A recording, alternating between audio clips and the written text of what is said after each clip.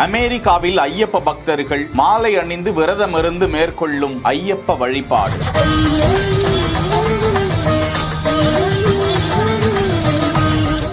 ஐயப்பனை வேண்டிக் கொண்டு பாத யாத்திரையாக வந்து அங்குள்ள ஐயப்பன் கோவிலில் 18ஆம் படியை ஏறி வழிபடக்கூடிய நெகிழ வைக்கும் காட்சி.